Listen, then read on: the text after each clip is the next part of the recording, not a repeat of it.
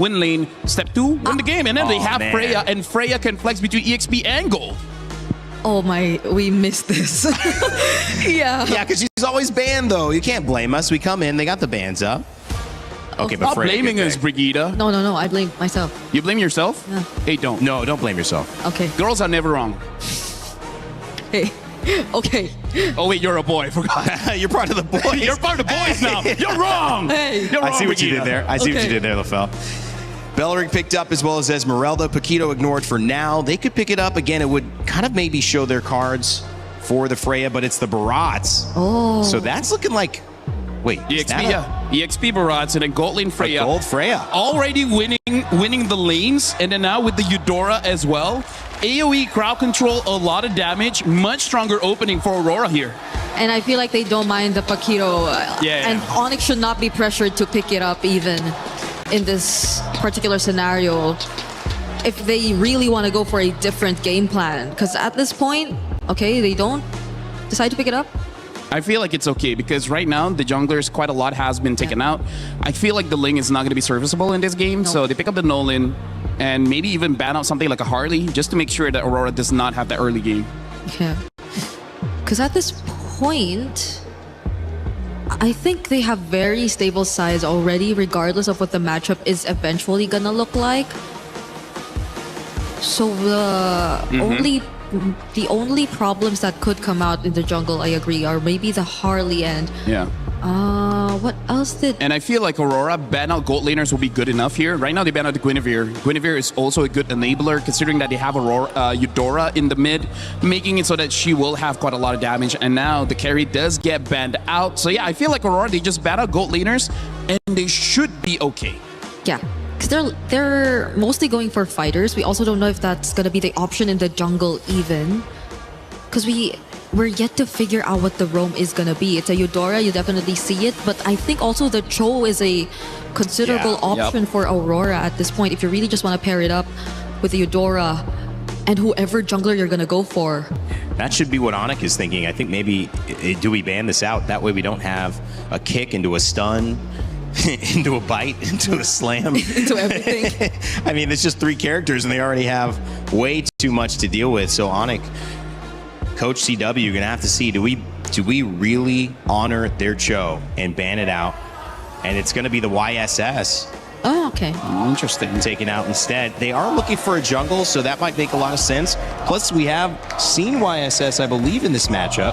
Yeah, TNZ has used it before and able to get the win. Yeah. Right now, Aurora, honestly, with the bans coming out from ONIC, letting go of the Harley kind of signals to me that they're still considering playing double fighters here, right? They could pick up the mid here and then just see how the options look like. In terms of the mid picks, the Vexana, I think, will do quite well against Aurora, but hey, if you want, you can even pick up a Valentina. I don't think there's a good ult to take, so that's why I still prefer the Vexana. Other than that, yeah, Vexana, you know, Vex should be okay. Either are safe, but it's just probably a bit more safer for the Valentina if it's just survivability that you're considering in the mid lane. Because I feel like there are just so many angles to play around with if you're looking at Aurora's first 3 picks, but they lock in a Farsa. What the Farsa? What the Farsa indeed. Yeah. Was played pretty well earlier, I think. There's a lot of bursts here coming in from ONIC. So yeah, I think it's just like who has more firepower, right? Who has more damage, we will win. And now the Minotaur gets picked up as well as the Paquito. So is it Paquito jungle or Baraz jungle? Yeah, knowing Midnight, he might even throw Freya in the jungle. So we just don't entirely know the matchup here. It's you can't tell. I mean, I think it's gonna be Paquito jungle though. Just assume the worst possible matchup. Why? But Sicky Boom played a great Paquito. Would you really force him off that if it's in? I mean, what if TNZ's better? Didn't think that one, huh? He could be. He could be. We do for sure know it's going to be, I think it's going to be Barat's EXP. Because I feel like even if you don't like win it out through the Paquito, the Freya is still going to do a relatively decent job. Is it the Lapu Gold or an Esme Gold? Lapu Gold! Well, again, like this is why they don't ban out the Harley, because they're like, yeah, you know what? You want to fight fire with fire? Well, we got Sans as well as Kyrie coming in with the Nolan as well as Farsa. That's a lot of burst damage. It's a lot of team fight. It's a team fight It's what lineup. the Farsa. What the Farsa. And the AoEs too. Minotaur and Beller Zurich, just imagine what could happen when it comes to the team fights. Ziggy Boom will take the Freya in gold. Lunar will be on the Barats as well. It'll be a Paquito jungle from TNZ. Oh man, game 3 could be where things start to shift for two regions desperately fighting for a chance at the semifinal. The bid is on the line. Best of 5, game 3. Send it back to Naisu and Gideon. The world has demanded for bloodshed, and today we are going to get here at game number 3. This is going to be spicy because both compositions want to get into your face. They all want to do one thing and find that first blood as we jump right into it. Aurora, for those of you tuning in, is going to be on blue side, facing up against ONIC on the red. Yep. I like that how they went through this draft. Whoa, sounds. Okay, concussive blast and that little jump through from Paku. Enough damage to send him back. He doesn't burn the Purify at least. At the very least. Here, but at least Pagu now gets to walk into enemy territory for free, and not to mention they're playing on their strong side. Lunar already generating a lead of his own, and Pagu takes like no damage. Whoa! Dead. Holy moly! I think, that is not what I was expecting that early on. First blood. And all of that, why? Because, unfortunately for Sans, he just took too much damage. And now they're going to start pressing their lead to the opposite side. This is the early game that Aurora is most well known for. And now that TNZ is on this Paquito, and he's already level 3, he does some real damage. Oh man, they're not letting up too. Again, playing around this pressure that Aurora Gaming has already secured themselves in the first couple minutes of the game. Trying to slow down Kyrie here a bit, but I think ONIC can go ahead and kind of readjust from this. Maybe even potentially. I mean, there's still 30 seconds for that turtle to come up. They can just kind of let that go if they have to, but knowing ONIC, they probably won't just give it up for free, even despite the pressure they're feeling this early on. Yeah, absolutely not. They need to contest for this. I mean, this really depends on whether Sans actually hits level 4, right? Because he's the secondary win condition in this early game next to Kyrie. And even as we see this game progress, because of that early recall and the control we're seeing from Aurora, now Kyrie is like, man, this early game might not be in my hands. Yeah, now it's Kyrie asking for the green camp control, man. Trying to protect these.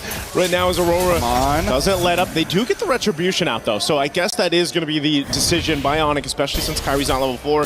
Let's just give up this first turtle, give it to Aurora. They've won it by just how much pressure they put on. Oh, a big slam through into the wall. Loopy gone after Daytona's welcome. Keyboy could be next here. He's just going to be zoned out. Nope, the 1-2 punch comes through and Lunar picks up a kill. The autopilot here. Let's not forget that Aurora just seems to be more well-connected overall, and it seems like ONIC, they needed to regroup, but unfortunately Lukpi just took the wrong path and did not want to commit his ult. I think moments like that gets really, really difficult for ONIC. Now, Sigaboom, he's more than happy. He unfortunately is in the losing matchup, but he doesn't mind as long as he's not losing out on gold or EXP. Kelra can try and lock this lane for as long as he wants, but if we do see that Sigaboom's rotating consistently, he should be able to get mid waves as well. Yeah, and as you just saw, that's such a good kind of like a counter that Pagu has against that feathered airstrike, obviously with the Minotaur, and if it's once he has the Flask of the Oasis and it kind of helps buff up that sustainability that comes with that motivational Aurora, you can then just kind of follow up with the mini jump, but then the ultimate, right, that he has that it just can set things up and stop ONIC's main game plan, which is playing around this Farsa's damage kit into a Rathodride, into setting things up for the Nolan on Kyrie to follow through. We've seen the burst damage before, but even on the other side, the counter to that is Tienzi. This Paquito jungle, which most of us have seen in the gold lane. Hold on, Lunar, okay, he's going to try to get away. Feathered airstrike dropped down, but he's tanky enough to survive it just with the Daytona's welcome. Didn't seem like the most optimal choice overall. I get it if Lunar didn't have the stacks, but once he builds up on those stacks, he's actually comparable to like 1.5 of Lapu, right? Yeah. I think that should be the ratios that should be in their head. I think they were assuming that Kyrie was going to do a little bit more damage, but he's already 2 levels down, right? He's basically the same level as Lukpi, and even Lukpi knows for a fact that he can't chunk Lunar for more than half of his HP, and even then, we're asking for a lot. Overall, this has been a really great start for Aurora as they've controlled the entire bottom side, and it's unlucky that it spawns back down to the bottom side once more. Yeah, right now, Aurora Gaming is basically just kind of coasting on through this early portion of the game. Second turtle's going to be up here, though, so we'll see if this time ONIC wants to possibly fight both both mid laners, picking up the glowing wands here. Again, this Eudora been such a mainstay in the meta currently, and you see why. You know, the multiple stuns that you can kind of dish out, the damage, the poke that you can do, that burst on such a kind of low cooldown is a problem. TNZ also picking up a Sky Piercer now on that jungle Paquito. Turtles up. I don't think they can do this here. They're thinking about it, but he's leveled down onto TNZ, and I'm pretty sure that TNZ can just hold on to that champion stance. Okay. Flickered forward. They're going to force this fight. Kelra on Sigiboom, though. Sigiboom trying to get away. Meanwhile, Lunar's the one to fall. The team fight's going all wrong for Aurora. Sands. There's the what the farce. 2 kills now, double, and that's going to be a turtle for ONIC. A really nice play. A great interception coming in from ONIC here, making sure that at least they're dropping down their abilities on the right targets. Like, Lunar set it up pretty nicely. However, unless TNZ finds that trade onto Kyrie or even Sans, then it's just not worth the time. Oh, denial! Oh, goodbye. Good punish there, because I was going to say, Kyrie could not get away with that after everything ONIC did, but mind you, that whole interaction has now stopped that gold lead that was building for Aurora Gaming. It was about 2,000. That's been pretty much dealt with. Kelra won't get this turret just yet, but he does do quite a bit of damage to it. Meanwhile, they got the bottom turret traded out, so ONIC now opening up the map a little bit here. Kelra's doing a really good job. Like, first turtle, okay, Sigiboom walks out of it, you notice that he's only level 3, and that's when you know, like, okay, sure, he probably doesn't need to be there, but at the same time, you never really know what's going through Aurora's mind, especially what they're willing to risk. And I think that's the problem that ONIC has been facing these past couple of games. They're not 100% sure whether Aurora is willing to die for certain moments in these games to get a little bit more later on. But now that the Feather Airstrike has been used early, they are making the statement, you know what? As long as Sigiboom doesn't scale, TNZ will eventually fall off. Yeah. And that's one of the things, too, that I guess the downside... Oh, hold on. Kelra, he wants this turret. Aurora Gaming wants Kelra. Falling Star Moon, a bit of a burst of damage to Kelra. Be able to survive. Is there going to be a counter punch here from ONIC? They just make sure Kelra survives. They back up. Hold on. Daytona's welcome. Right on cue. Nice. Into 2. Lunar now going to be in trouble. The burst comes through. And Kyrie will pick up a kill. I didn't know if Aurora Gaming was going to continue to fight, but they decided to go for it. They made a mistake there for sure. Kelra played it perfectly, using his Purify to ensure that they don't find the one-shot and sets it up for something more dangerous down the line. This is what I'm talking about. This is a game of boxing here. Let's look at the replay one more time, because as soon as Keyboy, this looked like a very good punish from Aurora until Lutpi says, you know what? As long as the damage dealer can actually go for their full combo, which they know that Rosa doesn't have, this should be a free pick on to Lunar. And they know for a fact that Bravest Fighter, it's on a short cooldown, so they can just drag this out and wait until Lutpi has it. Aurora trying to punish. Lunar needs the stacks. Daytona's welcome, already used. Fighting off the turret. Pagu jumping in. Minoy and Fury to knock up 3. Keyboy's gone. But a Feathered Airstrike comes down from Sans. And now, Lutpi flickering forward. Trying to zone out Tenzi. He's swinging around here. He's going to fight off Sigiboom. This is a fight all gone wrong right now for ONIC. The 1-2 from TNZ. And there's again, fighting for the turtle. Kyrie trying to find space, but Rosa comes in with the stun. Turtle secured by Aurora. And Kyrie goes down as well. Kelra could be next. Everybody's here to clean them up, and Kelra falls. It all falls apart for ONIC. Oh no. Worst case scenario for ONIC. Aurora able to find the lead back again, and worst yet, they're able to take out a majority of the members of ONIC, pulling themselves to the lead that they had before. Now, just an extra 400 gold on top of it, and TNZ is probably at his strongest at this point. Walking to take away these green camps. Don't worry, Pagu, nobody's mad at you this time, but let's look at the items, because we're at a dangerous state. They're looking to make sure that TNZ is strong enough to one-shot Sans at every point of the game, but TNZ, keep in mind, that's solely based on the Sky Piercer. Man, TNZ has done an amazing job just kind of farming up here. You know, yes, he's got 4 kills, but even with that Sky Piercer, and you see the gold lead that he's had, and a lot of that is supplemented because of the way that Aurora Gaming has played the map, you know, from the start to up to now at that 9-minute mark, which will set themselves up for a good Lord take. But ONIC has showed us that they're willing to fight. A lot of these team fights are kind of weird the way they play out, right? Because it's either going to be started up by Lunar. Oh, there's some good burst coming through. Divine Glaive was picked up recently by Rosa, but either Lunar will start it up, or ONIC can kind of go ahead and choose to start things up. The downside of the Belric having the Revitalize is obviously you can't surprise anyone with that flicker combination we're used to seeing. So it's got to come from someone else, and mostly it's been from Lutfi flickering forward, trying to set up, or trying to just keep things split up in these team fights. And that's why they're so finicky with the way they play it out. And that's why I say this is like a boxing match, right? As much as you want to throw your lead hand out with a big haymaker, you also have to keep in mind that Aurora could be throwing their own haymaker. Wait a second, Keyboy! Keyboy, what's he doing? He's going to get eaten up here. Rosa's gone, though. Kelra now splitting up the fight. There's a stun right on the mark.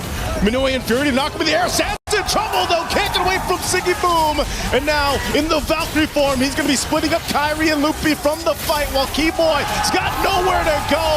A proc on the Sky Piercer. Looking to clean up more under the Tier 2 tower. A double for TNZ. More stacks for this Paquito.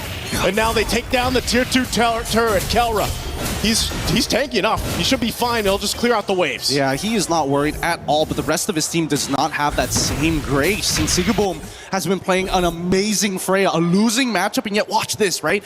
As they were playing this fight, they recognize, hey, no feathered airstrike. They also lost the Wrath of the Dryads, and that's when they decided to throw everything. Even Sans recognizing, hey, I gotta use the Purifier to get away from a flicker and rage charge coming in from Pagu, but it doesn't matter when Sigaboom has stuck on to the rest of your team, cutting you down one by one with no way to stop you. The lack of CC is going to be a huge issue. Oh, hold on. Daytona's welcome use on live cam. Kelra going to be in trouble again. And Minnow and Fury knocking him in the air. Keyboy can't get away. Once again, Sigiboom leading the charge of the Valkyrie form. A big stun comes through from Loopy, though.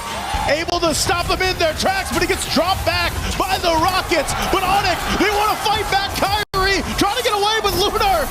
Not enough damage on the stomp there, that auto attack.